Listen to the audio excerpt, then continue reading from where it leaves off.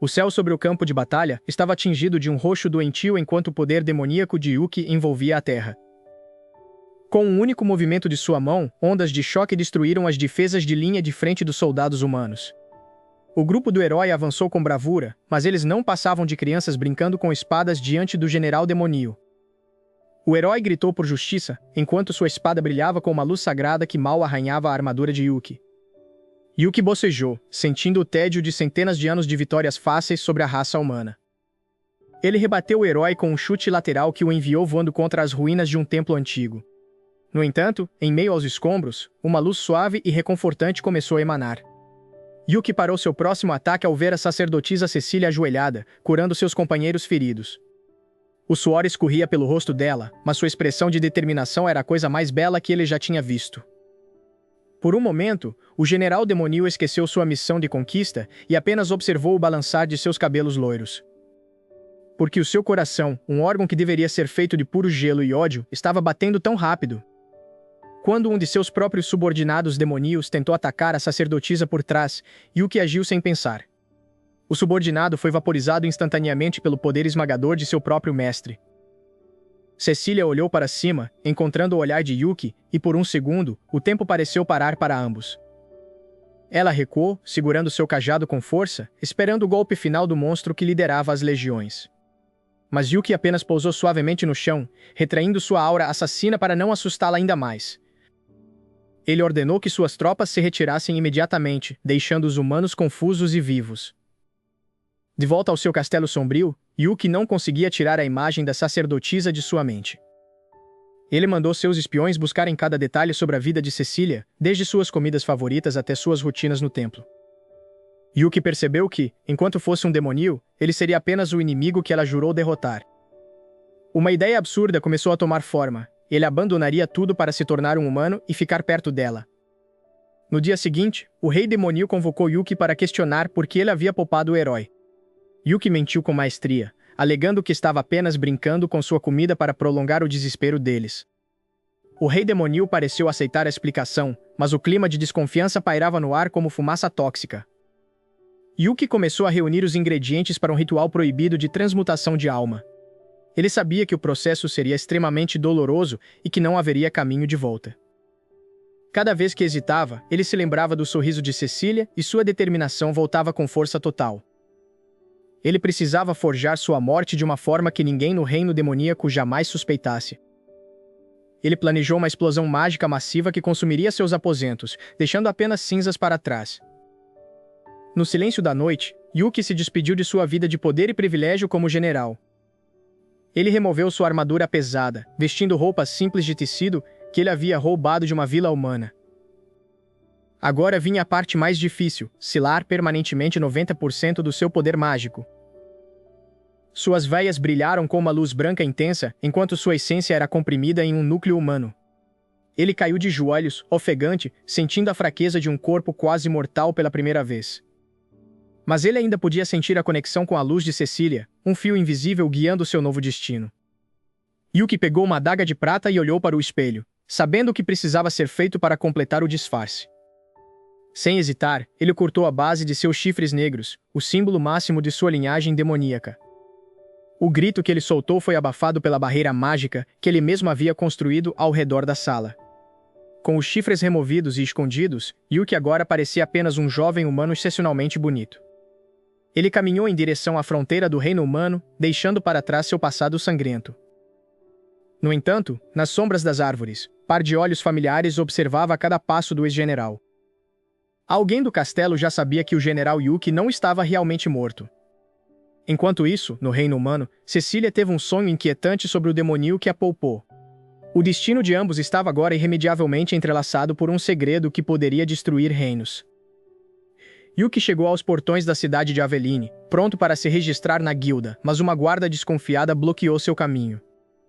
A guarda em frente aos portões de Aveline estreitou os olhos enquanto examinava o capuz de Yuki. Ele sentiu o suor frio escorrer pelas têmporas enquanto tentava manter sua aura de general demoníaco oculta. A mulher exigiu que ele mostrasse o rosto para verificar sua identidade no registro do reino. Usando uma pequena ilusão mágica, Yuki alterou levemente suas feições para parecer um camponês comum. Satisfeita com o que viu, a guarda finalmente permitiu que ele entrasse na movimentada metrópole. Yuki sabia que para viver entre os humanos, o maior sacrifício ainda precisava ser feito naquela noite. Ele encontrou uma estalagem isolada nos subúrbios e alugou o quarto mais escuro disponível. Trancado no quarto, Yuki removeu o capuz e revelou os imponentes chifres negros que simbolizavam seu poder real. Ele sacou uma adaga forjada em aço sagrado, a única coisa capaz de ferir sua pele de demônio. Com um movimento brusco e um grito abafado, ele cortou a base de seu primeiro chifre. O sangue púrpura manchou o chão de madeira, enquanto o segundo chifre caía pesadamente ao lado de seus pés. Agora sem sua coroa natural, Yuki parecia apenas um jovem humano comum de cabelos pretos e olhar intenso. Ele guardou os pedaços de seus chifres em um pano, como uma lembrança de sua antiga vida que agora estava morta. Na manhã seguinte, ele se dirigiu à sede da Guilda de Aventureiros, o coração da atividade humana na cidade. O interior da guilda estava lotado de guerreiros barulhentos, magos estudando pergaminhos e fumaça de cachimbo. Ele se aproximou do balcão onde uma recepcionista de cabelos loiros o recebeu com um sorriso profissional. Yuki preencheu o formulário de inscrição, omitindo qualquer menção às suas habilidades mágicas de nível catastrófico. A recepcionista entregou a ele uma placa de ferro opaca, o símbolo do Rank F, o nível mais baixo da guilda. Para alguém que comandava exércitos de 10.000 demônios, ser chamado de novato inútil por outros aventureiros era quase engraçado. Sua primeira missão era simples: limpar os esgotos da cidade infestados por ratos gigantes. O cheiro nos túneis subterrâneos era pior do que qualquer pântano pútrido do reino demoníaco. Quando os ratos atacaram, Yuki teve que se conter para não incinerar todo o quarteirão com um único feitiço. Ele usou apenas um movimento rápido de sua espada curta de ferro para despachar as criaturas em segundos. Em menos de uma hora, ele completou uma tarefa que normalmente levaria um dia inteiro para um grupo de 3 pessoas. A recepcionista da guilda ficou boquiaberta ao ver as 20 caudas de rato entregues como prova da missão. Nos dias seguintes, Yuki aceitou todas as missões disponíveis, desde escoltar carroças até caçar lobos ferozes. Sua velocidade e precisão começaram a atrair olhares curiosos dos veteranos que antes o ignoravam. Em apenas uma semana, sua placa de ferro foi trocada por uma de bronze, marcando sua subida para o Rank I. Apesar do sucesso, seus pensamentos sempre voltavam para Cecília, imaginando se ela ainda estava com o grupo do herói.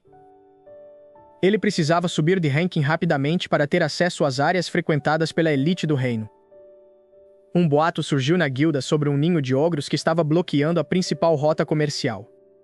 Sem hesitar, Yuki assinou o contrato de extermínio, ignorando os avisos de que era uma missão para Rank C. Ele viajou até as montanhas escarpadas onde o ar era rarefeito e o frio cortava a pele. Diante da caverna dos ogros, 5 criaturas massivas com clavas de pedra emergiram rosnando. Yuki liberou apenas 1% de sua pressão espiritual demoníaca, fazendo o chão rachar sob seus pés. Os ogros, percebendo instintivamente a presença de um predador superior, caíram de joelhos em terror absoluto. Sumam daqui e nunca mais ataquem os humanos, ele ordenou com uma voz que ecoou como trovão. Ele retornou à guilda com as joias raras que os ogros guardavam, provando o sucesso da missão sem derramar uma gota de sangue. O mestre da guilda, um velho guerreiro de cicatrizes profundas, desceu de seu escritório para ver o prodígio pessoalmente. O velho olhou para Yuki com uma intensidade que parecia perfurar sua alma, tentando entender sua origem. Yuki manteve o rosto inexpressivo, mas sentiu que sua fachada estava começando a ser testada por olhos experientes. Em vez de uma acusação, o mestre da guilda jogou uma placa de prata sobre a mesa, Rank D alcançado em tempo recorde. Yuki agora era oficialmente um aventureiro de classe média, ganhando o respeito e o medo de seus pares. Enquanto caminhava de volta para sua estalagem, ele sentiu uma presença familiar vinda da praça central. Lá, cercada por guardas reais, estava Cecília, rezando silenciosamente em frente à estátua do Deus da Luz. O coração de Yuki disparou, mas ele se escondeu nas sombras para não ser reconhecido em seu estado atual. De repente, um grupo de assassinos mascarados saltou dos telhados, cercando a sacerdotisa desprotegida. A fúria de Yuki ferveu ao ver o perigo iminente contra a mulher que ele amava. Ele estava prestes a intervir quando percebeu que um dos assassinos carregava um emblema que ele reconheceu do próprio castelo demoníaco. Alguém de seu antigo exército o havia seguido, e agora Cecília era o alvo de uma conspiração que ele não podia prever. Yuki sentiu uma presença maligna rastejando pelas sombras da guilda de aventureiros. Ele percebeu imediatamente que Cecília estava sendo observada por olhos que não pertenciam ao mundo humano. Sem hesitar, Yuki saltou pela janela lateral para interceptar a ameaça antes que o pior acontecesse. Um assassino demoníaco de baixo escalão revelou-se, empunhando lâminas envoltas em fumaça negra. Yuki bloqueou o ataque frontal apenas com o braço, surpreendendo o agressor com sua resistência sobre-humana. Ele sussurrou para o inimigo que o reino dos demônios não tinha mais poder sobre ele. Com um único golpe de palma, Yuki dissipou a forma física do assassino em partículas de mana. Cecília apareceu no final do beco, segurando seu cajado sagrado com as mãos trêmulas. Yuki rapidamente escondeu sua aura assassina e deu um sorriso desajeitado para a sacerdotisa. Ela correu até ele e explicou que o Conselho dos Nobres estava monitorando novos aventureiros suspeitos. Cecília revelou que sua mãe, a Duquesa Valeria, estava vindo para a cidade para investigar os boatos. Yuki empalideceu ao saber que teria que enfrentar a mulher mais temida do reino humano. No dia seguinte, uma carruagem luxuosa parou em frente à estalagem onde Yuki estava hospedado. Valeria desceu da carruagem, emanando uma pressão mágica que fazia o ar vibrar ao seu redor. Yuki se curvou formalmente, tentando manter seus instintos de combate sob controle. Valeria olhou para ele através de seu monóculo, analisando cada detalhe de sua postura. Ela exigiu que Yuki a acompanhasse até o campo de treinamento para um teste de caráter. Cecília tentou intervir, mas sua mãe a silenciou com um simples gesto de mão. No campo de treinamento, Valeria conjurou dezenas de esferas de fogo azul ao redor de Yuki. Yuki percebeu que não era um ataque comum, mas uma magia que lia as intenções do alvo. Em vez de sacar sua espada, ele simplesmente caminhou em direção a Valeria através do fogo. As chamas se dissiparam ao tocar sua pele, incapazes de queimar um coração movido pela sinceridade. Valeria fechou seu leque com um estalo seco e sorriu pela primeira vez. Ela admitiu que nenhum demoníaco ou humano mal-intencionado conseguiria passar ileso pelo seu julgamento. Cecília correu para o lado de Yuki, abraçando seu braço com um alívio visível em seu rosto. Yuki ficou vermelho como um tomate, perdendo toda a pose de general demoníaco. De repente, um mensageiro real chegou a galope, trazendo notícias de que o exército do rei demoníaco estava recuando permanentemente. Yuki soube naquele momento que sua farsa de morte havia funcionado e que seus antigos subordinados estavam em paz. Valeria anunciou que usaria sua influência para limpar o registro de Yuki de qualquer suspeita política. Ela deu a bênção informal para que ele continuasse acompanhando Cecília em suas jornadas. A noite caiu sobre a capital, mas desta vez o ar parecia leve e cheio de promessas. Yuki e Cecília caminharam sozinhos pelos jardins do templo, sob a luz da lua cheia.